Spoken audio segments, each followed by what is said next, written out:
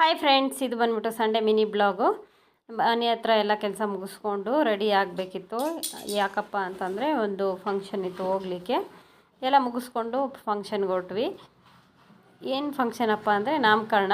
ಇಲ್ಲಿದೆಯಲ್ಲ small baby, ಇದರದ್ದು ನಾಮಕರಣ. ಅದಕ್ಕೆಲ್ಲ ಅಲ್ಲೋಗಿ ಫಂಕ್ಷನೆಲ್ಲ ಅಟೆಂಡ್ ಮಾಡಿಕೊಂಡು ಮಗುನೆಲ್ಲ ಆಟ ಆಡಿಸಿ ನಾವು ಊಟ ಮಾಡಿಕೊಂಡು ಅಲ್ಲಿಂದ ಹೊರಡೋಣ ಅಂತ ಅಂದ್ಕೊಂಡ್ವಿ. ಅಲ್ಲಿ ಇನ್ನೂ ಟೈಮ್ ಆಗಿಲ್ಲ ಅಂದ್ಬಿಟ್ಟು ಸ್ವಲ್ಪ ಲೇಟ್ ಆಯಿತು ಹೆಸರಿಡೋದೆಲ್ಲ. ಸೊ ಅದನ್ನು ಮಗುನೆಲ್ಲ ಆಟ ಆಡಿಸ್ತಿದ್ದೆ ನಾನು. ಇವಾಗ ನನ್ನ ಮಗನ ಕೈ ಕೊಟ್ಟಿದ್ದಾರೆ ನೋಡಿ. ಅವನು ನನಗಿಂತೂ ಚೆನ್ನಾಗಿ ಆಟ ಆಡಿಸ್ತಾ ಇದ್ದಾನೆ ಆ ಮಗುನ. ಆ ಮಗುನ ಎತ್ಕೊಂಡ್ಬಿಟ್ಟು ತಲೆ ಅಲ್ಲಾಡಿಸಿದ್ದೆ ನೋಡಿ, ನಿದ್ದೆ ಹೋಗು ಅಂತ. ಅದಾದಮೇಲೆ ಇವನು ದೊಡ್ಡವನು, ಅವನು ಸ್ವಲ್ಪ ಹೊತ್ತು ತಗೊಂಡಿದ್ದ ಆ ಮಗುನ. ಅವನೇನು ತಲೆ ಏನು ಅಲ್ಲಾಡಿಸ್ಲಿಲ್ಲ. ಸೊ ಮಗುಗೆ ನೋಡಿ ತೊಟ್ಲೆಲ್ಲ ರೆಡಿ ಆಯಿತು, ಹೂವು ಎಲ್ಲ ಹಾಕಿ ಎಲ್ಲ ರೆಡಿ ಮಾಡಿದ್ದಾಯಿತು. ಈಗ ಇದಕ್ಕೆ ದೃಷ್ಟಿ ತೆಗಿತಾ ಇದ್ದಾರೆ. ನಾವೆಲ್ಲ ಒಂದು ತಟ್ಟೆಯಲ್ಲಿ ನೀರು ಹಾಕ್ಬಿಟ್ಟು ಅರಿಶಿನ ಹಾಕಿ, ನಾವು ಇದ್ಲು ಬರುತ್ತಲ್ಲ, ಕರಿ ಅಂತಲೂ ಕರೀತಾರೆ ಅದನ್ನು ಹಾಕಿದ್ರೆ ಯೆಲ್ಲೋ ಕಲರ್ ಇರೋದೆಲ್ಲ ರೆಡ್ ಕಲರ್ ಆಗಿಬಿಡುತ್ತೆ. ಇದು ಬಂದುಬಿಟ್ಟು ಮಗುವಿನ ಹೆಸರು ಶುಷಾ ಅಂತಂತ.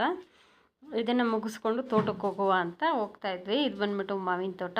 ಈ ಕಡೆ ಎಲ್ಲ ಮಾವಿನ ಗಿಡಗಳಿದೆ, ಮತ್ತು ತೆಂಗಿನಕಾಯಿ ಮರಗಳು ತುಂಬ ಇದ್ದಾವೆ. ಇದರಲ್ಲೇ ಇದು ಜಾಕ್ ಫ್ರೂಟ್ ಇದೆಯಲ್ಲ, ಹಲಸಿನ ಹಣ್ಣಿನ ಮರಗಳು ಕೂಡ ಇದ್ದಾವೆ.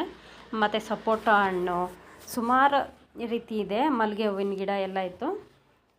ಸೊ ಇವತ್ತು ನಾನು ಇದಕ್ಕೆ ಹೋಗ್ತಾಯಿದ್ದೆ, ಜಾಕ್ ಫ್ರೂಟ್ಗೆ, ಹಲಸಿನ ಹಣ್ಣನ್ನು ನೋಡ್ಕೊಂಬರೋಣ, ಹಣ್ಣಾಗಿದೆಯೇನೋ ಅಂತ ಹೋಗ್ತಾಯಿದ್ವಿ. ನನ್ನ ಮಗ ಹಿಂದೆ ವಿಡಿಯೋ ಮಾಡ್ಕೊಂಡು ಬರ್ತಿದ್ದ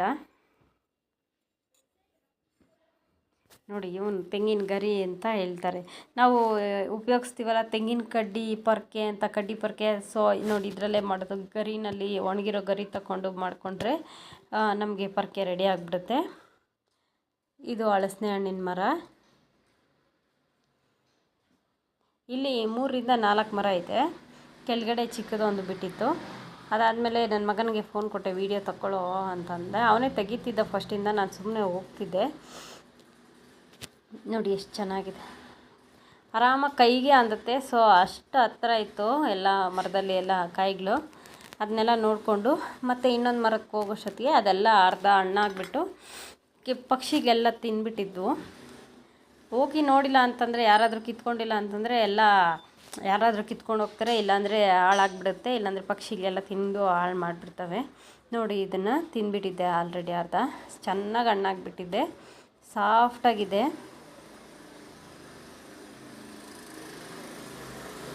ಸರಿ, ಮೇಲೆ ಚೆನ್ನಾಗಿರುತ್ತೆ